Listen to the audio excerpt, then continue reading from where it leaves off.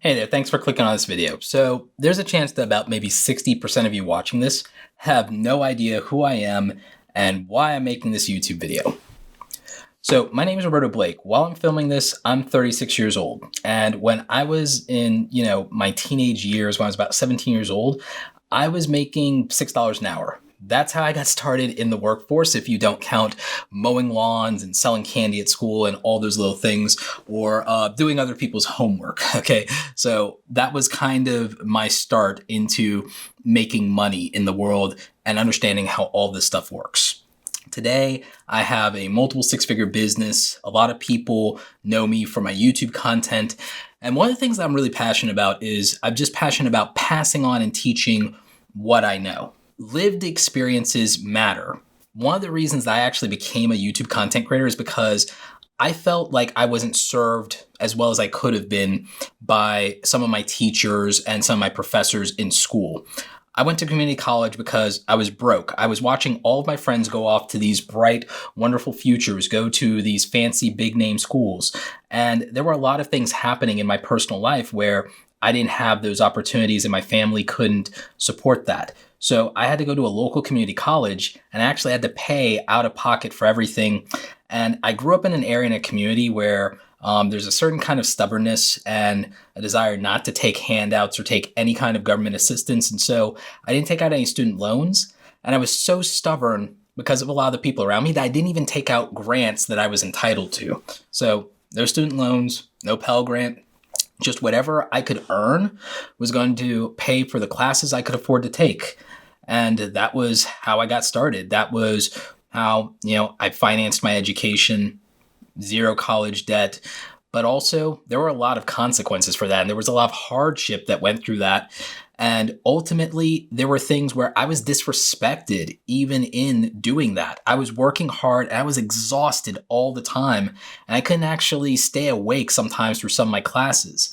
So to go from being overworked, exhausted, and disrespected, and also just not making any kind of real money, and that's where I started, to a whole lifetime later, being able to say that I'm a multiple six-figure entrepreneur is a big deal. I'm the first person in my family to be able to do something like that. I'm one of the only people that is online that frankly looks like me and has my background as a Black Latino that can say those kind of things. And so that's why it's important for me to make videos like this from time to time, where I literally just tell you my story and share with you my experiences. And what I've learned that I can wrap my head around to explain to you is kind of a 6-step process for how I made a difference in how I changed my life. And I thought it was important for you to know where I came from and that I don't have a privileged background, that I'm a child of divorce. I had 3 younger siblings that I had to, help take care of. I had a lot to overcome in life. And I was practically 3 checkboxes away from being a cliche, if you know what that means. So here are the 6 steps that I took to make 6 figures. The first thing is financial literacy.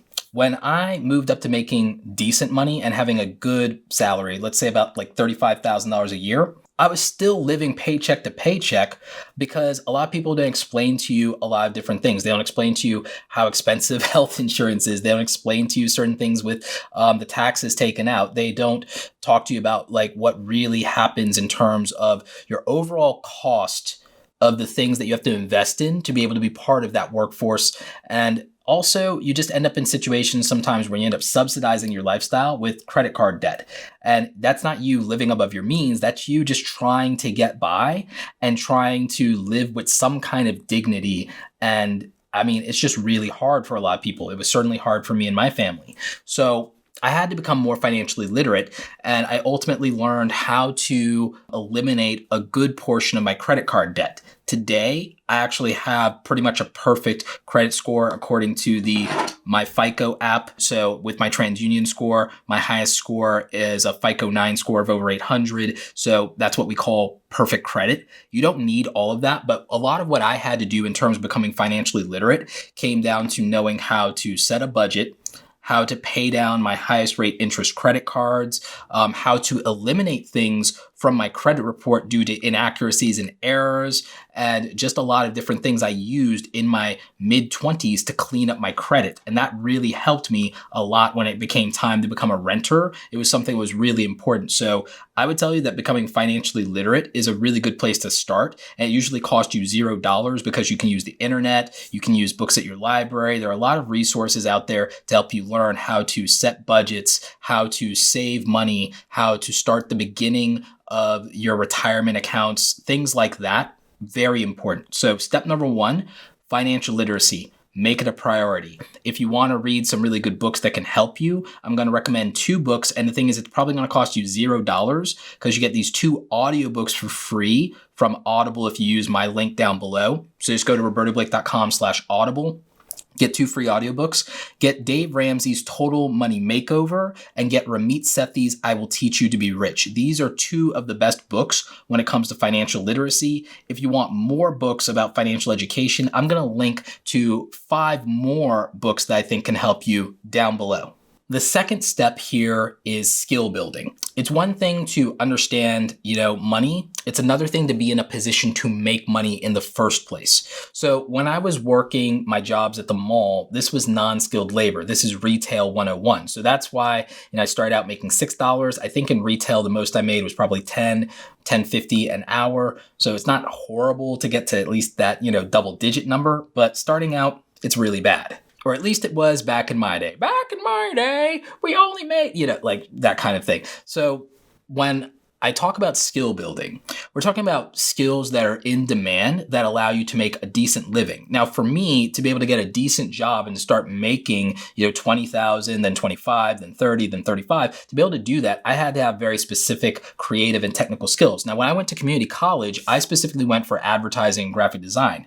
I never finished, by the way. I never got my degree in advertising and graphic design. I did, however, get a job directly working for a company without it, and it was the job that I was actually going to apply for when I got my degree. So I just went ahead and skipped ahead and went ahead and did that. And so I had to work my way from the ground up. Obviously, I got offered less money, but I got my foot in the door, and then I earned raises over time by demonstrating my skills and by acquiring new ones. So there are a lot of skills out there that pay good money that are easy enough to learn, and you may not even have to go to college. You can go to community college and you can get some good skills, or you can learn online at this point and get good skills. There are plenty of people online that have really robust courses, and some of them are accredited around computer science, coding, web development. You can do design, obviously. You can learn social media marketing. That's a really powerful skill right now. It doesn't require a degree. It requires results, okay? Video production, video editing. I know plenty of people who are making really good money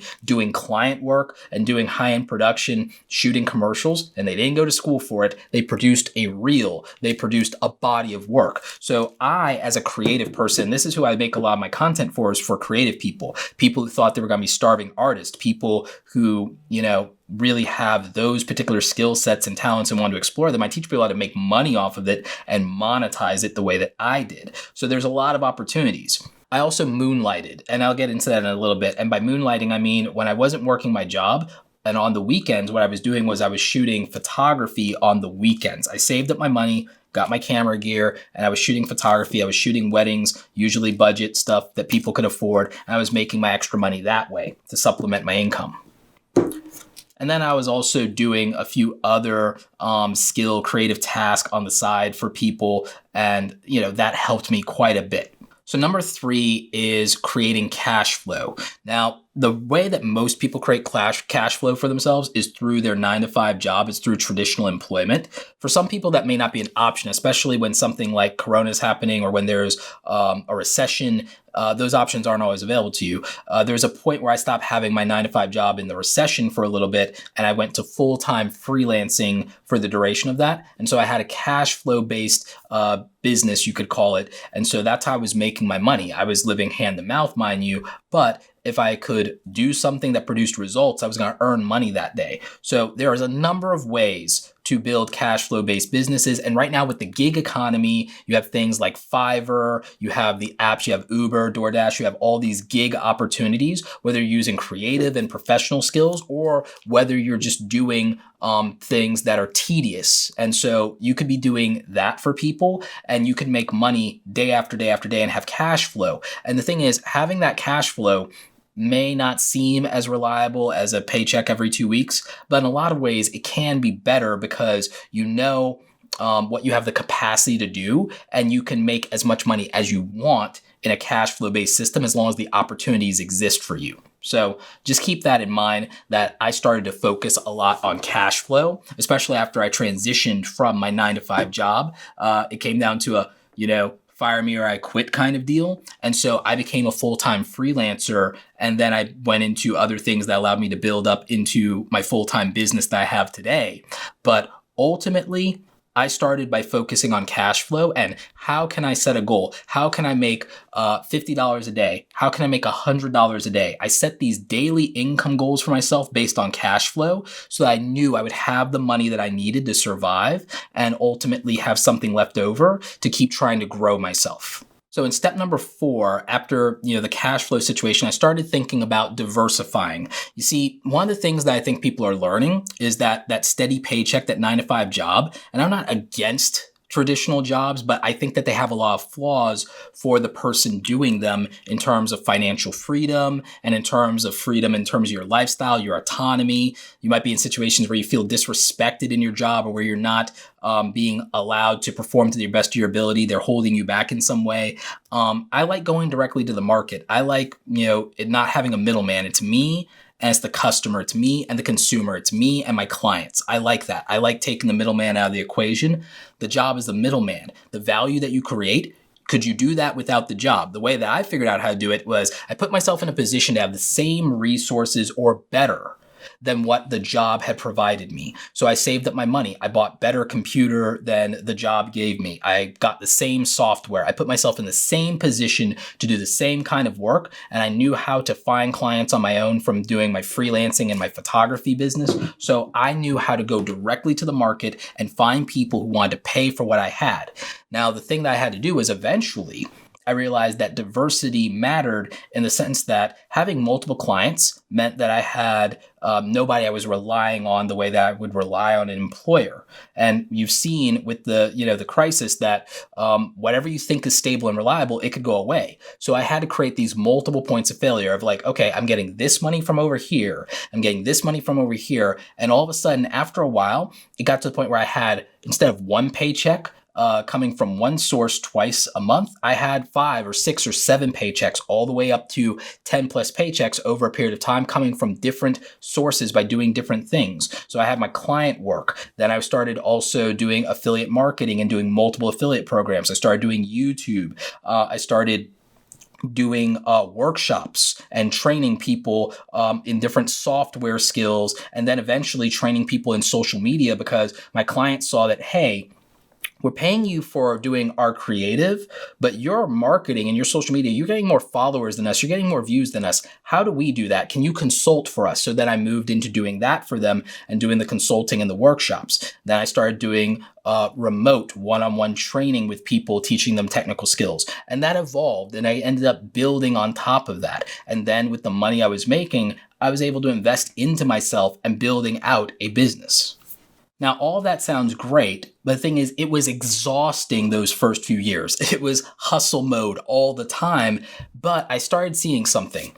With the affiliate marketing and with YouTube, I started making what we call passive income, or what I prefer to call automated income. Work that I had already done on YouTube, those videos that I had made months and months and months ago, were still generating money for me. And I was like, okay, this is interesting. And I was like, wait a minute, the affiliate links in those videos for the camera reviews and the camera gear, I'm making money from Amazon from those well after I've made those videos. So I started realizing that, okay, I'm trading this amount of my time for money when I work for clients, or when I charge for my results, I'm making this amount of money based on my fees, whether regardless of how many hours. So what I started doing was I stopped charging hourly completely, and I went to a fee-based business model for my active businesses, to where here's my rates, here's my prices, here's the deliverables, here's the results. That's it. Here's the fees, here's the results. Results-based income, no more time-based income. I had to put time in to create those results, but I wasn't beholden to time in terms of how much money I was going to make.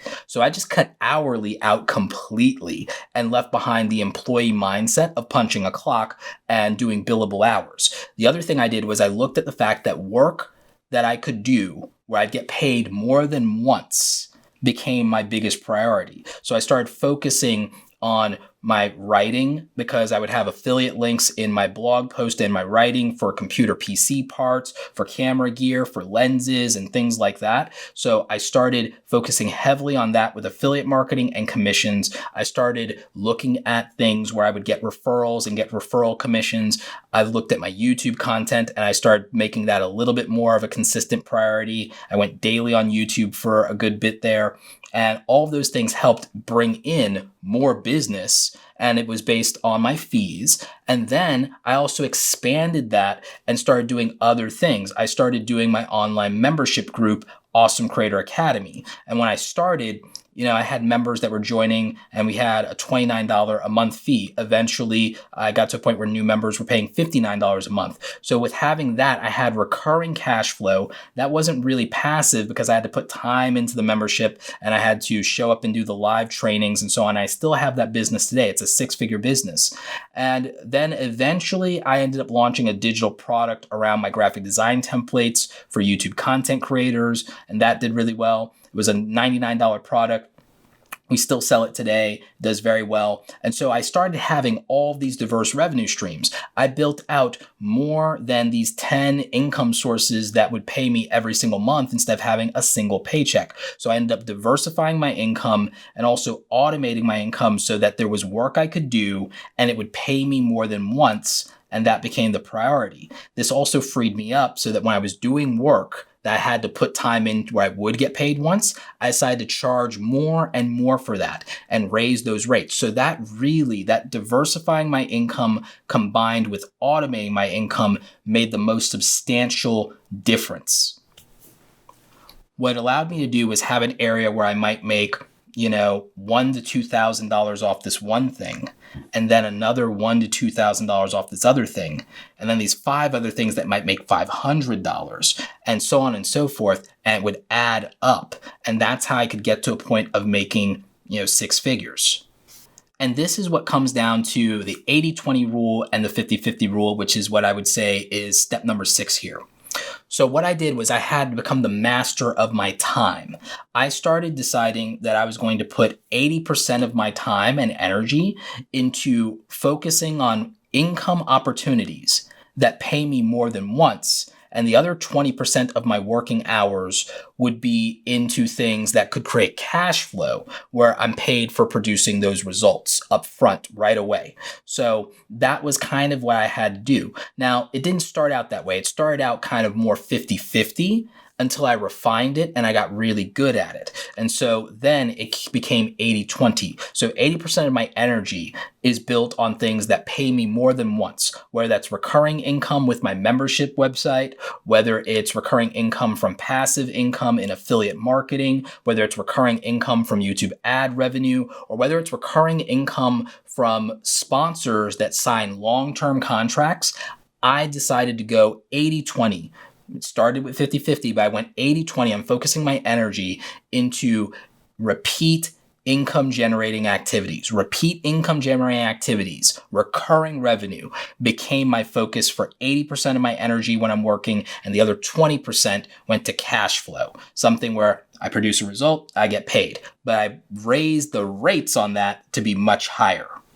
And so those were my personal 6 steps to building a six-figure income. For me, it came down to becoming financially literate and savvy and truly understanding money. I started to understand that money wasn't really exchanged for labor. It was exchanged for results and the value of those results. The perceived value of those results were what we would be compensated on. Because I realized that, I would never pay somebody just because they worked really hard and they messed up the result. I told them to paint it blue, they painted red. I'm not paying them for that. It doesn't matter how hard they worked. And so that's the same thing. We have to produce results. We have to create value for people if we want an exchange of money. And I realized the more I raised my skill level, the better results I could produce, and that would earn me more money. So I started with financial literacy, and then skill building really helped me.